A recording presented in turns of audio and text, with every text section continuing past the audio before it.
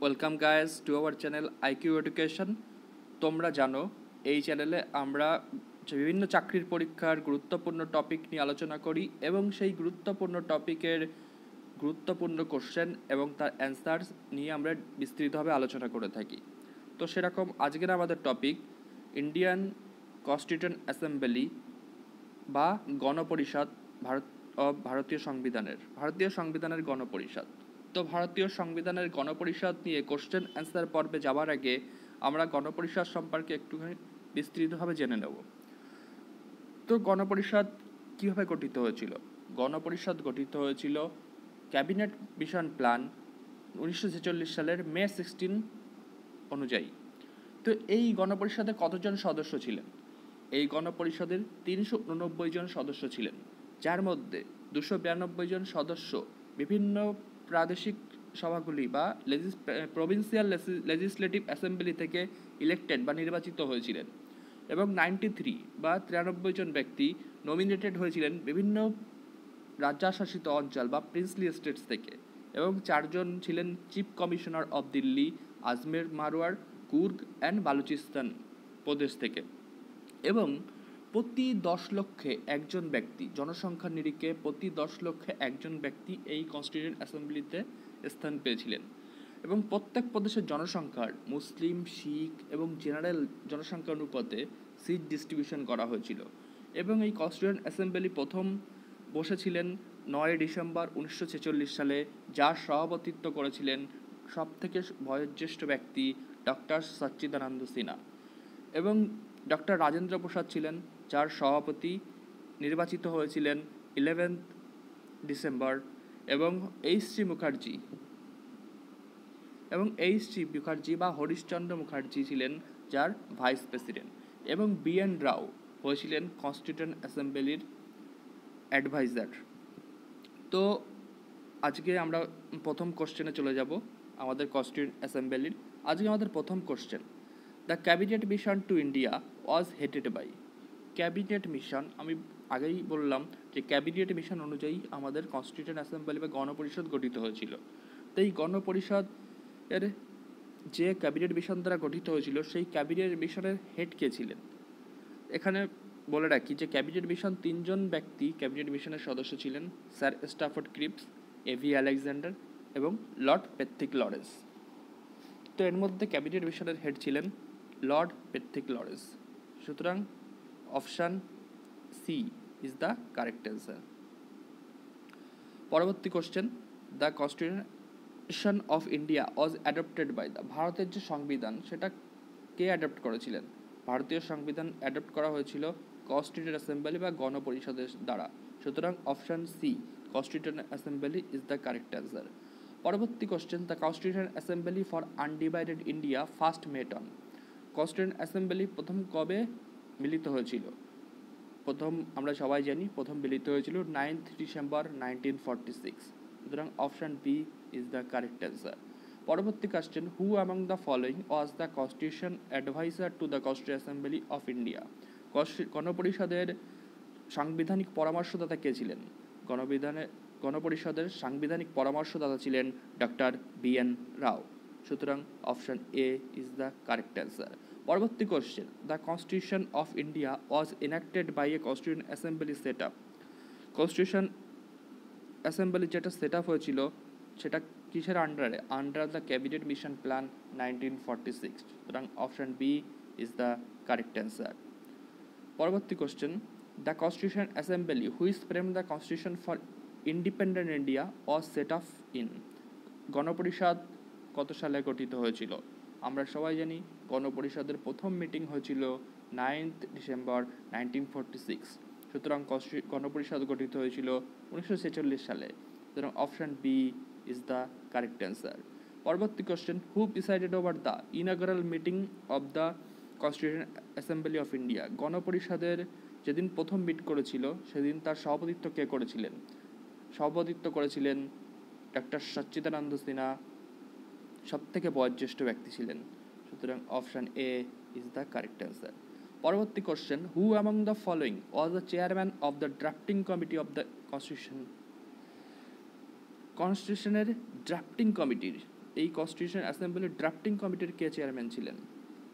Constitution অ্যাসেম্বলির 8টা major committee ছিল এবং তার থেকে সবথেকে গুরুত্বপূর্ণ কমিটি ছিলেন ড্রাফটিং কমিটি, এবং সেই ড্রাফটিং কমিটির চেয়ারম্যান ছিলেন ডক্টর বি.আর. আম্বেদকর। সুতরাং option D is the correct answer. পরবর্তী question, how long did the constitution assembly take to finally pass the constitution? গণপরিষদ কত টাইম নিয়েছিল ফাইনালি কনস্টিটিউশন তৈরি করার জন্য? গণপরিষদ টাইম নিয়েছিল 2 বছর 11 মাস 17 দিন। 2 বছর 11 মাস 17 দিন। সুতরাং আমরা বলতে পারি সেটা ছিল প্রায় 3 বছর। সুতরাং অপশন ডি এখানে correct answer. Who was the president of the constitution assembly? Constitution অ্যাসেম্বলির প্রেসিডেন্ট বা সভাপতি কে ছিলেন পার্মানেন্ট? এটা ছিলেন ডক্টর রাজেন্দ্র প্রসাদ। সুতরাং অপশান বি এখানে কারেক্ট অ্যান্সার। এখানে তোমরা যদি জানো তো আমাকে কমেন্ট করে জানাও, ভাইস প্রেসিডেন্ট কে ছিলেন কনস্টিটিউশন অ্যাসেম্বলির? কনস্টিটিউশন অ্যাসেম্বলির ভাইস প্রেসিডেন্ট কে ছিলেন? পরবর্তী question, the most profound influence on the drafting of the Indian constitution was exercised by the? ভারতের যে সংবিধান তৈরি হয়েছিল সেই সংবিধানের সবথেকে বেশি প্রভাব কোন আইনের ছিল? সেটা ছিল এ ইউএস কনস্টিটিউশন, আমেরিকার সংবিধান, বি ব্রিটিশ কনস্টিটিউশন বা ব্রিটেনের constitution, C government of India act 1935 1935 সালের government of India act, D French ideals of liberty and fraternity বা ফ্রান্সের ভ্রাতৃত্ববোধ স্বাধীনতাবোধের যে নীতি ছিল সেটা। এখানে বলে থাকি ভারতের সংবিধানের তৈরিতে সবথেকে বেশি প্রভাব ছিল গভর্নমেন্ট অফ ইন্ডিয়া অ্যাক্ট 1935-এর। সুতরাং option C is the correct answer. পরবর্তী question, the crown took the government of India into its own hands by? আমরা জানি 1757 খ্রিস্টাব্দে পলাশির যুদ্ধের মাধ্যমে কোম্পানি এই দেশে শাসন ব্যবস্থায় ঢুকে পড়ে বাণিজ্যের সঙ্গে সঙ্গে, এবং 1764 খ্রিস্টাব্দে বক্সারের যুদ্ধের পর কোম্পানি বাংলার, বিহার, উড়িষ্যার ক্ষমতা দখল করে এবং ধীরে ধীরে সারা ভারতের ক্ষমতাই দখল করে। কিন্তু 1857 খ্রিস্টাব্দের মহাবিদ্রোহের পর 1858 খ্রিস্টাব্দে গভর্নমেন্ট অফ ইন্ডিয়া অ্যাক্ট 1858 অনুযায়ী ভারতবর্ষে শাসন করার ভার কোম্পানির হাত থেকে ব্রিটিশ রাজতন্ত্রের হাতে চলে যায়। সুতরাং government of India act 1858 option B is the correct answer. Consider the following statement the Indian constitution? ভারতের সংবিধানের সাপেক্ষে নিচের উক্তিগুলি হলো: 1 এটা আনরিটেন কনস্টিটিউশন, অলিখিত সংবিধান। 2 written constitution. 3 largely based on government of India act 1935। আমরা জানি ভারতের সংবিধান হলো লিখিত সংবিধান এবং বিশ্বের সবথেকে বড় সর্ববৃহৎ লিখিত সংবিধান। এবং 3 largely based on government of India. এর আগের কোশ্চেনেই আমরা আলোচনা করেছি যে ভারতের সংবিধানের উপরে গভর্নমেন্ট অফ ইন্ডিয়া অ্যাক্ট 1935-এর প্রচণ্ড গভীর প্রভাব রয়েছে। সুতরাং অপশান বি 2 and 3 আর কারেক্ট অ্যান্সার। আনরিটেন কনস্টিটিউশন এখানে দেখা যায় ব্রিটেনের সংবিধানে। পরবর্তী question, who among the following is known as the father of the Indian constitution? কাকে ভারতের সংবিধানের জনক বলা হয়? আমরা সবাই জানি ডক্টর বি.আর. আম্বেদকরকে ভারতীয় সংবিধানের জনক বলা হয়। Next question, who propose the preamble before the drafting committee of the constitution? কে ভারতীয় সংবিধানের প্রস্তাবনা বা প্রিয়েম্বল ড্রাফটিং কমিটির সঙ্গে পেশ করেছিলেন? এক্ষেত্রে বলে রাখি 13 ডিসেম্বর 1946 জওহরলাল নেহরু গণপরিষদে অবজেক্টিভ রেজলিউশন পাশ করিয়েছিলেন। এই পরবর্তীকালে এই অবজেক্টিভ রেজলিউশনই মডিফাই হয়ে ভারতীয় সংবিধানের প্রস্তাবনা রূপে স্থান পেয়েছে। সুতরাং option A Jawaharlal Nehru is the correct answer. পরবর্তী question, the amendment procedure laid down in the constitution of India is on the pattern of? ভারতীয় সংবিধানের একটা উল্লেখযোগ্য বৈশিষ্ট্য হলো সংবিধান সংশোধনের প্রসিডিওর বা পদ্ধতি।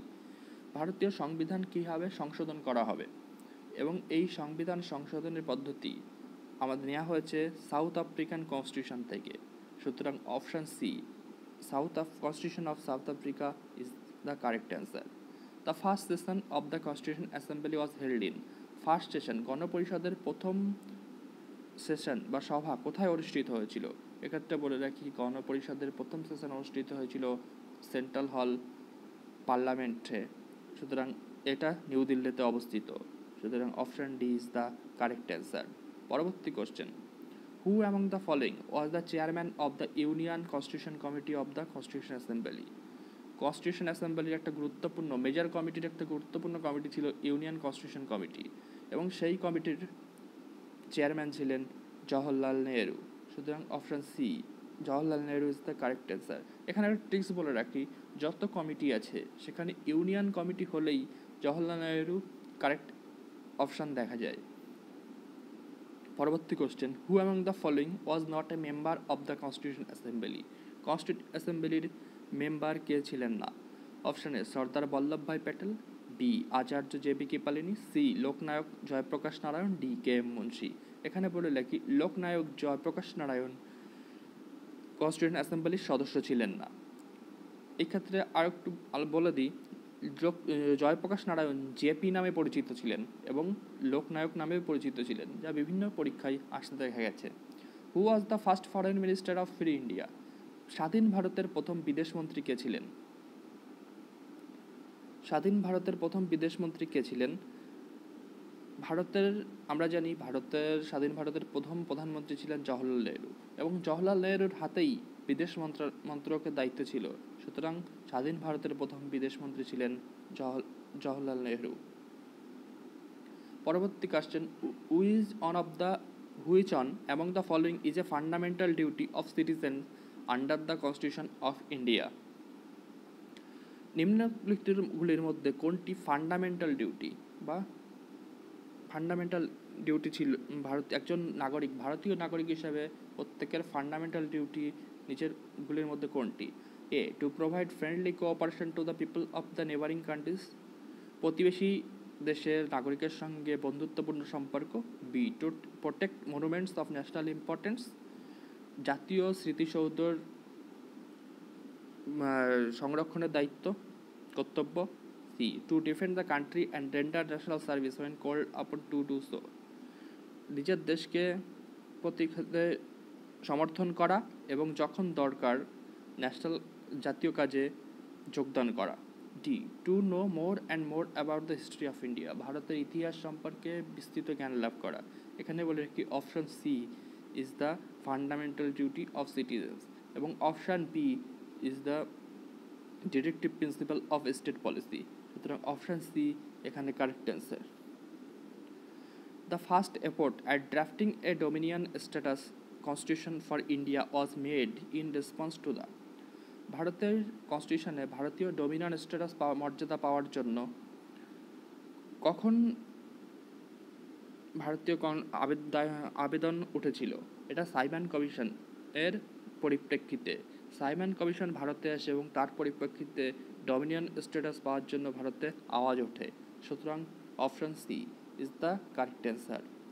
পরবর্তী question, the idea of the constitution of India was first of all given by, ভারতের সংবিধানের আইডিয়া যে ভারত একটা রাষ্ট্র, তার একটা সংবিধান দরকার, সেই আইডিয়া প্রথম কে দিয়েছিলেন? সেই আইডিয়া দিয়েছিলেন মানবেন্দ্রনাথ রায় বা এম.এন. রয়, সুতরাং অপশন ডি এখানে কারেক্ট অ্যান্সার। পরবর্তী question, who among the following was not a member of the constitution assembly established in July 1946?